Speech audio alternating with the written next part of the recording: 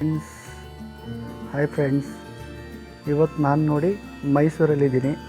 ನಮ್ಮ ಕರ್ನಾಟಕದ ಅದ್ಭುತವಾಗಿರೋ ರೇಸ್ ಕೋರ್ಸ್ನ ಶೂಟ್ ಮಾಡ್ತಾಯಿದ್ದೀನಿ, ನಿಮಗೆಲ್ಲ ತೋರಿಸ್ತಾ ಇದ್ದೀನಿ. ಸೊ ಇದನ್ನ ಎದುರುಗಡೆ ನೋಡಿ ಚಾಮುಂಡಿ ಬೆಟ್ಟ ಅದು ಕಾಣಿಸ್ತಾ ಇರೋದು. ಎಷ್ಟು ಸುಂದರವಾಗಿದೆಯಲ್ಲ ಚಾಮುಂಡಿ ಬೆಟ್ಟ. ಇಲ್ಲಿ ನೋಡಿ